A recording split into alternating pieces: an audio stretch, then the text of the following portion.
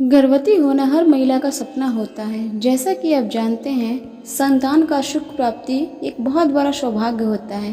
क्या आपको पता है, जब भी आप गर्भवती हो सबसे पहले ऐसे कौन से कार्य करने चाहिए? पहले अपने कुल देवता और अपने इष्ट देवता, स्थान देवता सभी को प्रणाम करना चाहिए और इसके बाद सुंदर और संस्कारी पुत्र की कामना करनी चाहिए। पुत्र पुत्री तो भगवान के हाथ में है, अच्छी संतान की कामना करनी चाहिए। हमारे सनातन धर्म में वैज्ञानिक ऋषियों ने भी कितना रिसर्च किया है, अंत तक ये निर्णय तक पहुँचे कि स्त्री और पुरुष यदि गर्भाधारण के समय में अच्छे विचार अगर उसके मन में आए, साथ ही अच्छे वातावरण में रहे, सवेरे पूजा आरती करते हैं, भगवान को भोग लगाते हैं, प्रसाद चढ़ाते हैं, जो भी आप खाते हैं अन्न से ही तो संतान का खून बनता है। जो भी आप खाते पीते हैं उसके माध्यम से भी संतान का, जैसा कि आपको पता है, कहीं ना कहीं बच्चे का लालन पालन उस अन्न से ही होता है। हमारे शरीर में जो भी खून है वो सभी अन्न से ही बना है। स्त्री और पुरुष सुबह पूजा करें, भगवान की बातें करें, आस्था रखें, उत्तम विचार मन में रखें, फिर गर्भधारण करें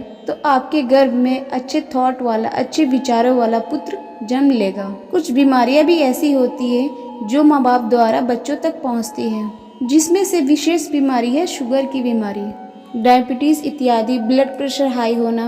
कुछ बीमारियां ऐसी होती है जो डॉक्टर कहते हैं बाप दादा के रूप में, विरासत के रूप में मिलती है। जब बीमारी माँ बाप के द्वारा आ सकती है तो अच्छे विचार हो या बुरे विचार हो, माँ बाप के द्वारा आ सकती है बच्चों में। उनके संस्कार आप में क्यों नहीं आएंगे? अवश्य आएंगे। इसीलिए आप ये कदापि मत सोचिएगा बच्चे जब बड़े हो जाएंगे तब उनके अंदर हम संस्कार देंगे। बच्चे जब गर्भ में नहीं है, आप अपने खान पान, आचार विचार, व्यवहार आप उसको सुधारिए। आप सुधारिएगा तो आपका खून भी सुधर जाएगा, खून सुधरेगा तो आपकी धातु भी सुधर जाएगी, धातु सुधरेगा तो आपको पता ही है संतान सुधरने की एकदम उम्मीद है। जैसे कि एक किसान खेतों में बीज बोता है तो अच्छी से अच्छी क्वालिटी का बीज बोता है, क्योंकि उतनी ही अच्छी फसल होगी जितना अच्छा वो बीज लगाएगा। ठीक उसी प्रकार मनुष्य का विचार, रहन सहन, बोलना चालना इत्यादि निर्भर करता है बच्चों को संस्कार पे, बच्चे कैसे होंगे इन सब चीज़ों पे। क्योंकि हमें तो दादा, चाचा, मामी, बुआ इत्यादि के गोद में रहते हैं, तो फिर वो जो कुछ भी कहते हैं वो बच्चे सुनते हैं, उसको ग्रहण करते हैं और वही सीखते हैं। जैसे कि माँ बाप के पास बच्चे रहते हैं, माँ बाप अच्छे करेंगे तो वो अच्छे संस्कार सीखेंगे, बुरे करेंगे तो बुरे संस्कार सीखेंगे।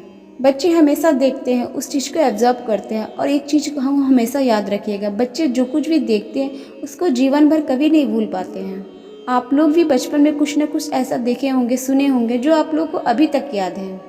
इसलिए बच्चे जब थोड़े बड़े हो जाए, 4 साल के या 5 साल के हो जाएं, तो माँ बाप को सावधान हो जाना चाहिए कि अब बच्चे बड़े हो रहे हैं, उनके सामने कैसा बिहेव करना है, कैसी बातें करनी है, कैसी बातें नहीं करनी है। क्योंकि बच्चे सब सुन रहे होते हैं। कई बार आपको लगता है कि बच्चे सो गए, वो ध्यान नहीं दे रहे हैं, मगर सब कुछ वो ध्यान देते हैं, सब सुनते हैं। बच्चे हैं, उन्हें आप पता नहीं होता कि आप क्या कह रहे हैं, मगर सब कुछ वो सुनते हैं। उन्हें नहीं पता कि क्या हो रहा है, बस वो देखते हैं।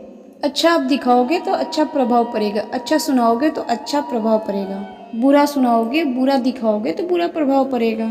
ये तो प्रकृति का नियम है, जैसे आप दोगे वैसे आपको मिलेगा।